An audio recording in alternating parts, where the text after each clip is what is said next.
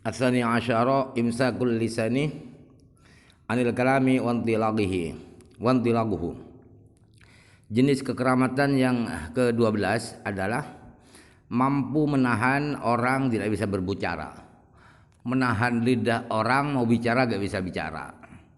Wantilaguhu, mereka yang belepotan, yang tidak bisa berbicara, lancar bicaranya. Ini kekeramatan wali model ini ya ada juga. An-naw'us asyarah jazbu ba'dil qulubi fi majlisin kana fihi fi ghayatin nafrati. Yang ke-13, jenis kekeramatan yang ke-13 adalah menarik hati. Menarik hati sebagian orang di suatu majelis, di suatu pertemuan yang mana hati itu di pertemuan di majelis itu sangat benci, pol bencinya. Tetapi tiba-tiba tertarik, tiba-tiba ngefans, tiba-tiba mencintai ini wali ini. Ar-Rabi' asyara al-ikhbaru bi ba'dil maghibati wal kashfu wa huwa darajatun takhruju an haddil hasr. Jenis ke-14 dari kekeramatan itu adalah mampu menceritakan, mampu menebak hal-hal yang di luar indera, sesuatu yang gaib, dan bisa membongkar, bisa menebak sesuatu yang belum terjadi atau sudah terjadi tapi tidak tahu karena sudah lama. Nah, macam ini bisa meramal, bisa menebak apa yang belum terjadi, yang gaib-gaib itu bertingkat-tingkatnya, kualitasnya dan kehebatannya itu bertingkat-tingkat yang tidak bisa dihitung. Model-modelnya ada yang lemah, ada sangat lemah, ada yang sangat canggih. Itu nggak bisa dihitung. Model tebakan-tebakan itu kadang hanya tangannya bergetar. Kalau tangannya bergetar berarti makanan yang di depannya itulah makanan haram. Ada yang super canggih itu langsung makanan itu seperti ngerekam itu. Ini makanan dari ini dari hasil mencuri, Pak. Jadi tergambar dalam hatinya si wali. Wal arnawul khamisu as-sabru ala adami dhu'ami wa syarabi al-muddatad dhawilata. Yang ke-15 adalah jenis kekeramatan yaitu mampu bersabar. Mampu bersabar tidak makan, tidak minum dalam jangka waktu yang lama. Seminggu, 1 bulan tidak makan. Itu ada, kan sudah di luar nalar kalau secara medis itu. Tapi faktanya ada, itu banyak sekali. An-naw'us asyarah maqamut tasrifi. Faqad hukiya an jama'atin minhum asy-syai'ul katsiru wa dzakara anna ba'dahum kana yatba'uhu al-madaru wa kana minal mutaakhirin asy-syaikhu Abul Abbas asy-Syadhiru yabi'ul amdara bid-darahimi. Wa kasratul hikayatu fihi fi hadzal babi bihaitsu lam yabqa lidzinni masaghun fi inkariha. Jenis yang ke-16 adalah tingkatan kewalian, tingkatan kemampuan bertasrif. Bertasrif itu bisa mirip-mirip Tuhan lah, mirip-mirip Tuhannya. Ayo hujan datang. Misalnya, ayo banjir datang misalnya. Tasrif itu ya. Bergaya seperti Allah, walaupun itu adalah skenario Allah juga, itu adalah aturan Allah, tetapi di zahirnya itu seakan-akan dia itu bersaing dengan Allah, walaupun tidak bersaing. Itu seperti itu. Bisa bertindak,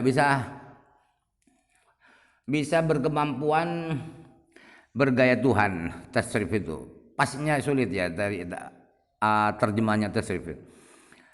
Contoh ya, sebab ada cerita dari beberapa ulama dari para wali itu, jumlah yang banyak, cerita yang sangat banyak tentang berlagak seperti Tuhan itu, tasrif itu ya. Ada disebutkan bahwa ada sebagian para wali itu selalu diikuti oleh hujan. Ke selatan hujannya ke selatan, kemudian ke barat hujannya ke barat. Dia basah semua, tidak, tapi hujannya itu dia buat jual ke orang-orang. Siapa mau beli air hujan? Ini di belakang saya gitu. Di antara ulama yang mutakhirin, yang belakangan versi Imam Subki ya tahun 600-an itu, ialah yang bernama Syekh Abdul Abbas Asy-Syatir. Beliau bisa menjual air hujan dengan pakai uang dirham. Siapa mau beli air hujan? Ini dari atas, bentar lagi akan turun. Hebat kan? Itu tasrif itu ya. Dan cerita-cerita model seperti itu dari Imam Abdul Abbas Asy-Syatir di bab ini, bab kekeramatan yang bentuk tasrif ini adalah banyak. Banyaknya sampai di mana banyaknya? Sampai hati itu tidak punya alasan, tidak punya ruang untuk tidak percaya dari bertumpah ruahnya kasus-kasus seperti itu, keajaiban-keajaiban seperti itu. Anna usabi asyara al-qudratu ala tanawulil katsiri minal ghidha. Yang ke-17, jenis kekeramatan itu adalah berbentuk kemampuan untuk makan banyak. Misalnya 10 piring, tidak ada orang yang mampu makan 10 piring, ini mampu. Minum air 1 drum, tidak ada yang mampu lah. Ini wali ini mampu minum air 1 drum, beratus-ratus liter. Asa anau uzza min asyara al-hifdhu an aklil haram, kama hukiya anil Haris al-Muhasibi annahu kana yartafi'u ila anfihi zafuratun minal ma'karil haram fala ya'kuluhu. Yang ke-18 jenis kekeramatan itu adalah berbentuk terjaga, terlindungi dari makanan haram. Contohnya seperti cerita dari Imam Haris al-Muhasibi. Beliau sebelum Imam Ghazali, beliau di tahun 200-an ya, di zaman Imam Ahmad bin Hanbal. Itu apa itu telinganya, kupingnya, hidungnya ya. Hidungnya itu terangkat. Kalau ada makanan haram, hidungnya terangkat ke atas. Jadi itu pertanda bahwa makanan itu adalah haram. Jadi beliau nggak jadi makan makanan itu. Wa qila kana yataharraqu irqun. Dan ada pendapat bahwa ketika makanan itu adalah makanan haram, maka otot beliau, salah satu otot beliau itu bergerak. Itu pertanda bahwa makanan itu haram, gak jadi makan. Wa hukiya nadhiruhu an Syekh Abdul Abbas Al-Mursi. Sejenis cerita itu diriwayatkan juga terjadi pada Syekh Abdul Abbas Al-Mursi. An-naw'ut tasi'a asyarah ru'yatul makanil ba'idi min wara'il hijabi kama qila inna Syekha Aba Ishaq Asy-Syiroziyya kana syahidul Ka'bah wa huwa bi Baghdad. Jenis kekeramatan ke-19 ialah mampu melihat tempat yang jauh. Min wara'il hujub, di belakang penghalang-penghalang, dihalangi oleh lautan, dihalangi oleh hutan karena ribuan kilometer misalnya. Itu bisa dilihat. Contohnya seperti diceritakan bahwa Syekh Abu Ishaq Asy-Syirazi ahli fikih, tapi kualitasnya seperti Syekh Abdul Qadir Jilani. fikihnya bagus, tapi wibawanya seperti wibawanya Syekh Abdul Qadir Jilani, banyak kekeramatannya. Beliau itu bisa melihat Ka'bah padahal ada di Baghdad. Dari Baghdad berapa kilo ya? Baghdad Makkah ya mungkin 2000 kilometer kurang lebih. Makkah Baghdad. Wa kana annaul isyruna al-haibatul lati li ba'dihim bihaitsu ma taman syahadahu bi mujarradi ru'yatihi ka sahibi Abi Yazid al-Bustamiyya aw bihaitsu afhama baina yadayhi aw i'tarafa bima la'allahu katamahu anhu aw ghairi dzalika wa huwa katsirun. Jenis kekeramatan yang ke-20 ialah wibawa, keharismaan, super wibawa, sangat berwibawa, yang dimiliki oleh sebagian para wali. Sampai besarnya wibawa itu, sampai-sampai orang yang memandang ini si wali ini langsung mati. Hanya dengan memandang wajah si wali ini mati dari besarnya wibawa. Contohnya seperti santrinya Abu Yazid al-Bustami itu ada yang kesaktiannya sampai begitu. Atau wibawanya itu sampai membuat rivalnya itu, pesaingnya itu tidak berkutik, tidak bisa berdebat, tidak mampu menjawab perdebatannya di depan ini santrinya Abu Yazid. Aw yatarafa bima la'allahu katamahu, atau dia musuh yang membenci wali ini, orang yang membenci santrinya Abu Yazid al-Bustami itu mengakui akan apa yang mestinya dia rahasiakan karena malu. Sampean hebat, sampean ini hebat, sampean ini orang sakti, orang yang dekat dengan Allah. Padahal tadinya kemarinnya di rumahnya mencaci maki, menjelek-jelek-jelekan. Setelah berhadapan mengakui, padahal mestinya dirahasiakan sanjungan-sanjungan itu. Awradalika wa katsirun. Atau selain jenis itu, kewibawaan itu banyak contohnya. Yang berasal dari super wibawa itu.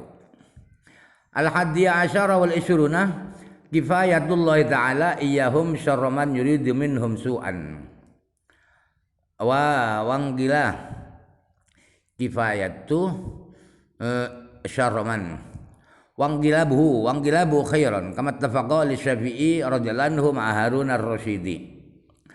Jenis kekeramatan yang ke-20, yang ke-21 adalah Allah yang menghandle, adalah Allah mencukupi, Allah melindungi para wali itu dari kejahatannya orang yang berniat jahat.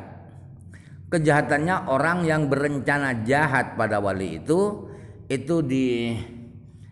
diurus Allah, diambil alih oleh Allah, sehingga rencana busuk itu tidak terjadi pada wali ini. Wang bilabuhu khairan, dan berbalik jadi niat baik. Niat jahat berbalik jadi niat baik. Contohnya seperti yang terjadi pada Imam Syafi'i radhiyallahu anhu bersama Harun Rasyid. Beliau dipanggil ke istana Harun Rasyid karena ada kata-kata Imam Syafi'i yang menyinggung perasaan Raja Harun Ar-Rasyid, sehingga dia harus diadili langsung oleh Harun Rasyid. Ternyata setelah Imam Syafi'i berhadapan dengan Harun Rasyid, ada dialog ringan, ternyata berbalik. Niat jahat, niat busuk Harun Rasyid berbalik menjadi kecintaan, menjadi ngefans pada Imam Syafi'i, sehingga beliau dikasih uang, dikasih hadiah. An-naw usani wal ishrun at-tasawwuru bi adwarin mukhtalifatin. Jenis yang ke-22 ialah bisa menjelma. Tasawuf itu menjelma dalam bentuk yang beragam. Menjelma dalam bentuk yang beragam, yang agak pendek, ada yang ganteng. Jadi menjelma dalam bentuk berbagai macam, berbagai modelnya. Wa hadzal ladzi tusammihi sufiyatu bi'alamil misali wa yuthbituna 'alaman mutawassitan baina 'alamayil ajsami wal arwahi sammauhu 'alamal misali. Bisa menjelma begini, bisa menjelma, bisa jadi 2, jadi 3 orang yang membuat orang bingung mana yang asli. Ini oleh orang-orang sufi, para orang-orang sufi diistilahkan dengan alam misal, alam contoh. Misal contoh. Jadi bisa menjelma. Di Indonesia ada, ternyata di Mekah ada juga ini kiai ini. Ya, itu namanya alam misal. Dan orang-orang sufi menetapkan itu, mengakui ada alam yang tengah-tengah. Alam tengah-tengah antara alam jisim dan alam arwah. Di mana alam tengah antara alam kasar dan alam arwah, alam halus ya, itu diistilahkan dengan alam misal. Alam misal itu adalah alam bisa menjelma. Bisa jadi 2, jadi 2 orang, jadi 3. Itu namanya alam misal. Jadi ada alam halus, alam kasar, itu alam fisik. Ada tengah-tengah alam misal. Alam misal itu alam setengah halus, setengah kasar. Wa qalu huwa al-dhafu min alamil ajsami wa aksafu min alamil arwahi. Wa banau alaihi tajaddudal arwahi wa dhuhuraha fi suwarin mukhtalifin min alamil misali. Para ahli tasawuf berkata bahwa alam misal, alam jelmaan-jelmaan itu lebih lembut, lebih halus daripada alam fisik. Daripada alam fisik, alam indrawi itu lebih halus alam misal, alam jelmaan itu. Tetapi lebih kasar dibanding dengan alam arwah, makhluk halus ya, makhluk halus ya, seperti jin, arwah, malaikat. Itu alam misal ini lebih di bawahnya, lebih kasar. Di mana alam tengah itu antara alam ajsam dan alam arwah itu mereka istilahkan dengan alam misal. Kata mereka, para sufi berkata, apa ini?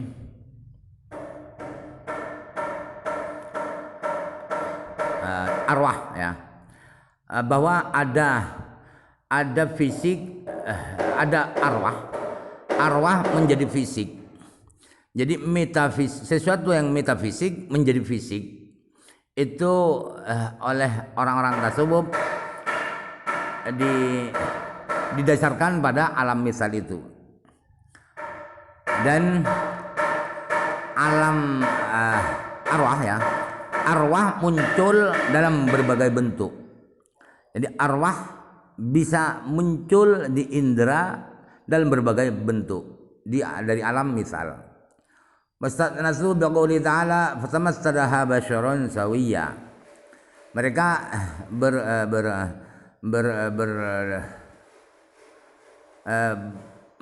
bersandar, berdalil bahwa ada alam misal itu ialah dengan firman Allah Subhanahu wa taala.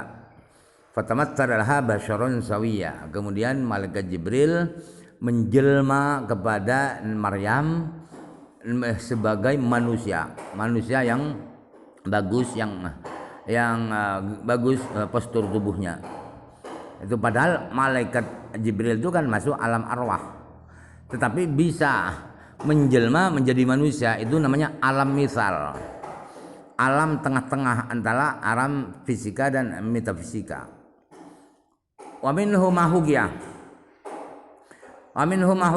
an Qudhibil Bani al-Mausiyyi wa kana min al-abdal annahu ittahamahu ba'du man lam yarahu yusalli bitarki sholati wa shaddadan nakira alaihi.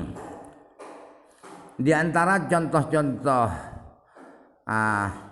bisa menjelma dengan berbagai bentuk itu ialah cerita dari Imam Qudhib Al-Ban Al-Mausili. Ini wali besarnya, orang yang terkenal. Qudhibul Ban adalah wali besar Mausili. Beliau termasuk wali abdal. Bahwa begini ceritanya, beliau Imam Qudhib Al-Ban ini dituduh ya, atau dicurigai, dituduh oleh orang yang orang ini tidak pernah melihat Imam Qudhib Al-Ban sholat. Berarti tidak sholat. Ini Qudhib Al-Ban tidak sholat. Kenapa disanjung-sanjung? Kenapa dihormati padahal tidak sholat? Wasyaddadan nakira alaihi. Laki-laki ini sangat keras protesnya pada Imam Qudhib Al-Ban ini. Kiai kok tidak sholat, kok disanjung-sanjung, bodoh semua orang ini, tidak sholat kok dihormati. Fatamatsala lahu 'ala al-fawri fi suwarin mukhtalifatin wa qala fi ayyi hadhihi suwari ma ra'aitani usolli. Ternyata beliau Qudhib Al-Ban menjelma, menampakkan dirinya seketika kepada ini orang yang protes ini dalam berbagai bentuk. Fi suwarin mukhtalifatin, ada yang pakai baju putih, baju tanpa rambut, yang rambutnya gondrong begitu ya, bermacam-macam jelmaannya itu, menjadi beberapa orang duplikatnya Imam Qudhib Al-Ban ini. Misalnya lima orang. Ayo, ini saya jadi 5 orang. Fi hadis surah ma ra'aitani usolli. Ini saya semua ini kan, yang kamu lihat itu adalah saya semua. Kamu melihat saya tidak sholat itu di jelmaan yang mana? Di foto saya, di jelmaan saya yang mana kamu lihat saya tidak sholat? Akhirnya ya mengakui, oh ya berarti bisa jadi yang saya lihat tidak sholat itu yang duplikatnya, katakan yang duplikatnya. Jadi sudah kelepek ini orang ini. Walau min hadzal anwa'i hikayatun, banyak para ulama itu jenis jelmaan-jelmaan ini banyak punya cerita yang menarik.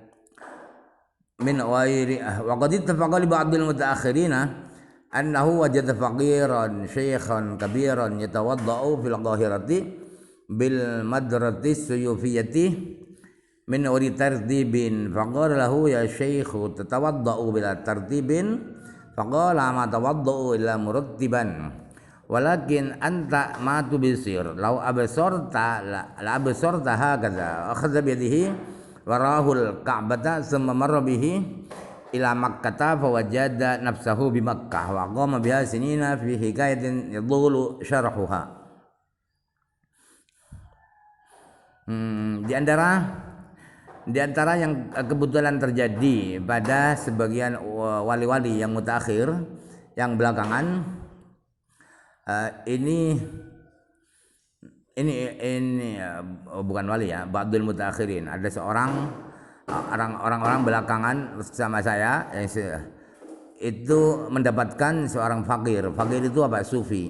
Bukan fakir miskin, bukan, tapi fakir ini ada seorang sufi yang sudah tua renta, berwudu di Kairo, Mesir, di Madrasah Suyufiyah, tetapi wudunya tidak tertib. Misalnya kaki dibasuh dulu, kemudian tangan, kemudian wajah, kemudian rambut, kepala. Jadi protes ini orang ini. Para Syekh, antum ini seorang sufi, seorang kiai, tetapi wudunya kamu kok tidak tertib, kok tidak dari wajah dulu. Lalu si Sufi ini menjawab, tidak.